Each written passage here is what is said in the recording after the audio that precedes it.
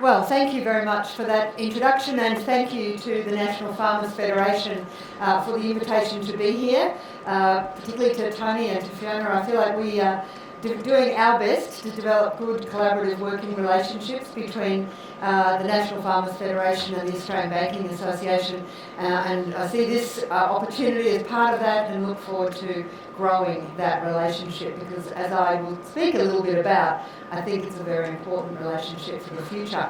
I'm going to start today by talking about change. I've heard it said recently that agriculture worldwide is on the cusp of the fastest, deepest, most consequent disruption in human history.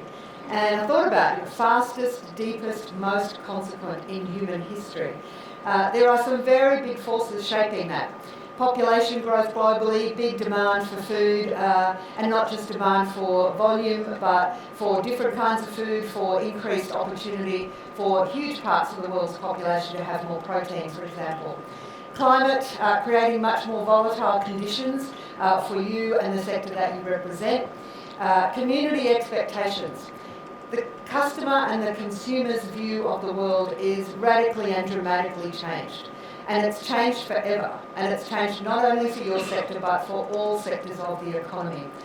We have seen the largest transfer of power and information into the hands of consumers in human history, and it's never going back. They're never going to let go of it. And what that means is that they are going to question whether it's your farm, your industry, or a bank, or a whole banking industry. They're not going to only be interested in what you do, they're going to be interested in how you do it and what motivates you to do it, and how all of that then impacts the final product or service to them. So community expectations, increasingly in your sector, for transparency, for traceability, for sustainability. You add all of that up and I think it translates into your social licence to run your businesses and to make a profit out of those businesses. Fourthly, obviously one of the biggest forces shaping your industry is technology. Opportunities through that technology to create more productive, more efficient processes, opportunities to reduce the volatility that the environment delivers to your doorstep so regularly, and the opportunity to do more with what you're already doing. All of that, I think, adds up to a pretty exciting environment, but it brings with it lots of potential. Lots of potential to create $100 billion at the farm gate by 2030. Don't know what's happening there. But it also brings a potentially, diabolically disruptive scenario. For example, so I'm not an agronomist, I'm not a scientist, but I am a citizen. I'm a consumer of your products, an enthusiastic consumer of your products. And I don't have to look for very long on Google to find some pretty fascinating stuff. Whether it's vertical farming, which is now moving to very large scale, using 99% less land, 95% less water, and almost eliminating long-haul transport, starting to feed very large populations in cities like San Francisco and Dubai, where a company called Crop One has entered into a partnership with Emirates Airlines for a massive $40 million project in Dubai to build the largest vertical farm in the world and provide complete supply to Emirates and their flights globally. So that's currently under construction. I don't have to go very far to get a lot of pretty extraordinary predictions about what might happen in the meat industry, predictions out of think tanks in Silicon Valley that tell me that by 2030 there will be 50% less cows in the United States, that the cattle industry may well be on the verge of bankruptcy, that alternative meat products may well are likely to reach price parity with traditionally produced beef by 2023. That's not very far away. And I start to think that looks a bit like science fiction to me. But then I read that Jack Cowan of Hungry Jack's fame, one of the biggest beef buyers in the country, 2 weeks ago announced that he is putting $42 million of investment along with other investors into building and construction starting in November this year in Australia, a beef alternative manufacturing facility for his run-of-the-mill mainstream hamburgers, not his vegan option. So, again, sounds like science fiction to me, but I've lived long enough to know that things that start out sounding like science fiction often can and do come true. So all of that is a lot of disruption for your industry in just those 2 examples, and there are many, many hundreds of others. Enough about you, a little bit about banks. I brought all of that up because banks, like you, are facing similar levels of disruption and demand for change. Like your industry, the community expectation, the expectation of people who work in this building increasingly is transparency. And you saw that today with the announcement of another day, another bank inquiry, the ACCC looking at mortgage pricing. But transparency about what goes into these decisions. Again, like your industry with banks, not only what do you do, what products do you sell, but how do you do it? When you make a profit, how have you made that profit? And this comes to the question of community expectation, just like you face, and trust. Trust is at the heart, and always has been, of the commercial relationship and the commercial exchange. Without trust, it's very hard for a bank to feel confident about lending money because you need to trust that the customer agrees to repay that loan. But more than that, trust increasingly, in my view, is one of the major currencies of the emerging economy of this century. We are increasingly living lives where we are trusting strangers and putting significant trust in those strangers. Airbnb. I trust that I can arrive in a place I've never been where I don't speak the language on the other side of the world, and at 2 o'clock in the morning the key will be where they said the key would be. But people have increasingly lower trust levels in the institutions that have formed the trustworthy, respectable pillars of our society. So whether it's the church, whether it's banks, whether it's the parliaments, whether it's the courts, trust in those big institutions and those big sectors that used to be able to rely on that trust is eroding, and customers and consumers are taking the power they have in their hands to question, to find out more, to doubt and to exercise their doubts in that way. So banks facing very similar changes in community expectations that you are, and very significant questioning of their social licence. When you lose trust, it can have catastrophic consequences, and very quickly.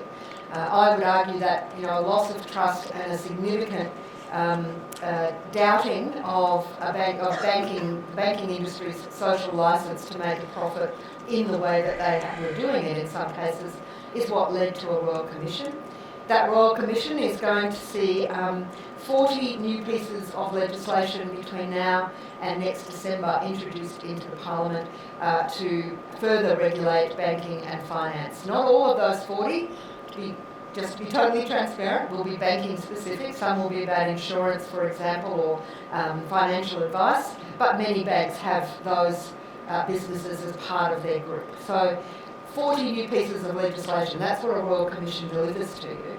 And I have no doubt that some of that's going to make a big difference to customers, but I'm also very concerned, as you would be, about that the weight of that on an industry that's facing some of the disruptions that it is. And so, like your industry, banking is facing significant disruption from technology. Technology providing opportunities that it's never provided before to customers. You can now bank 24/7, you can make real-time payments, we are moving towards cashlessness, you are able to manage your banking on digital platforms. Your bank or financial institution is able to access basically to drink from a fire hydrant of data about you, and you're able to access that data as well. And so the picture that banks can get of your creditworthiness is richer and deeper than it's ever been before. So great opportunities, but like technology in your sector, also big potential disruptive threats. So I'm trying to think of what the sort of vertical farm equivalents are, and they're right there on our doorstep. Large players like Facebook announcing just a few months ago that they joined together with a number of players, significant global players in the financial markets like Visa and MasterCard, to develop a global cryptocurrency and for them to be the platform for that cryptocurrency. Now, you might have heard in the last couple of days that Visa and MasterCard have pulled out, and this particular idea may not get legs, but that doesn't mean that another company, an Amazon, an Alipay, even an Apple, these are companies that have huge global reach. They have already won the affection or the loyalty of their massive customer base, and for the most part they are unlikely to need to take deposits in order to access a lot of money to be in the credit business. So if you had one of those move in a Uber style fashion, it doesn't take much to imagine that in 10 years, by 2030, ask yourself the question, will Australia have the banks that it has today? And so the banking industry is looking very much into the face of what you're looking into. You can all see my cheat sheet, I've realised, because I keep going like that, but I can't see it when I'm going like that. So the one thing that we know out of all of that uncertainty in your industry and all the uncertainty in the banking industry is that your industry is going to need finance. If you are going to achieve the $100 billion figure between now and 2030, you're going to need finance. 96% of all agri-credit in Australia today is provided by banks. KPMG, one of your partners in this project, has predicted that if you are to achieve the aggressive levels of growth that you're looking for, that you're likely to need, there's likely to be a shortfall of about $160 billion. So there is clearly an opportunity there for banks and clearly a need from your sector. Which brings me to the National Farmers Federation 2030 vision. Having read through it now, I think there's a lot of good thinking clearly gone into it, and I was particularly pleased, and I commend you on including within it a number of references to the need for new forms of ownership and the consequence of that being new forms of finance. So looking at joint ventures, looking at corporatisation, looking at equity partnerships, looking at different forms of finance that might provide, that might fit more readily with the way that you think you might well be doing business into the future.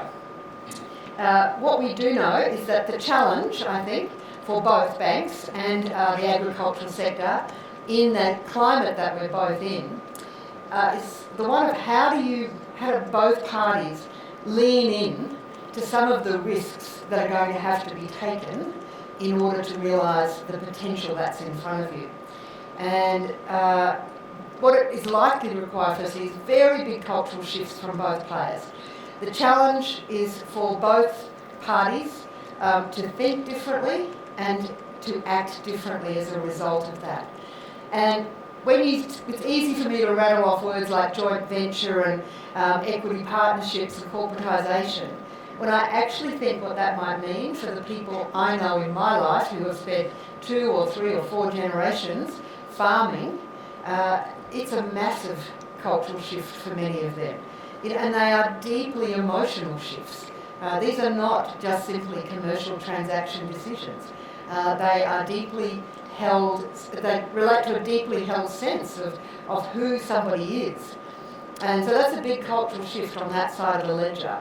But equally on the other side, on the banking side, the challenge for banks in the new world of, changing agriculture is how do they start to shift their mindset from credit assessments and credit provision that has historically and reliably, largely rested on security-based lending on physical assets. How do they be a financial partner with you when if you move into an environment where your intellectual property may be worth more than physical property? How do they assess cash flows in new technologies that are relatively untried? How do they find a way as lenders to make those assessments with you and still meet all of their current legal and regulatory requirements? So without that, I mean, looking at the size of your vision, I've never seen a vision when I see these kind of visions and I think about others, they're never actually realised without people being prepared to do something in the future that they're not doing now, and to do what they're doing now in a different way. And you can't do that without taking risk. And you can't take risk with a partner unless you trust that partner. I don't know about you, but when was the last time you took a big risk with someone that you didn't trust? So I think where I wanted to end my comments to you was on the question of partnership. Trust is a very precious commodity, as I talked about earlier. And when it's broken, it can be a very hard thing to recover. They say that reputation, and I think trust is a deeply important part of reputation, arrives on a tortoise and it leaves on a galloping horse.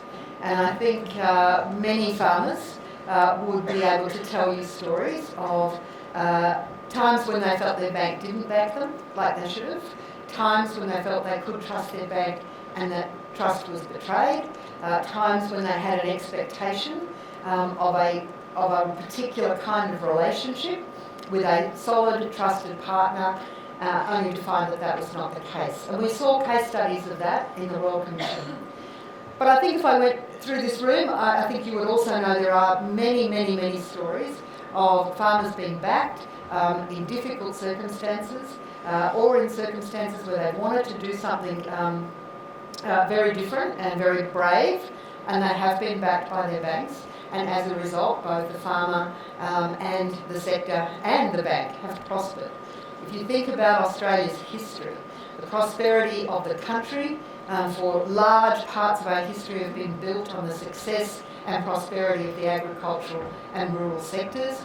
If you think about Australia's banks, both mining and agriculture were critical to their establishment in their earliest days and to their ability to thrive and prosper and grow and access global markets right through to today.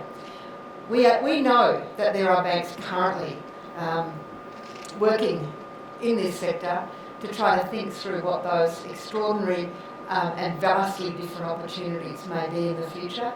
But they've got to do the same work you do, and that's work out how do we do this differently, how do we convince regulators to back us when we do, and how do we get it right, how do we build the right relationships, because I think it would be fair to say that unless we get that right, it's very hard to think about how you might get to the 100 billion if you don't have the right finance to back you. Some of that's going to be equity funding, as you identify in 2030, but some of it's still going to be debt funding. And how do we make that work in a new world that's, as I said earlier, looks a lot like science fiction to me. So very happy to take questions. Thank you for the opportunity, and I look forward to building stronger partnerships as you make your way and banks make their way to the exciting prospect of 2030.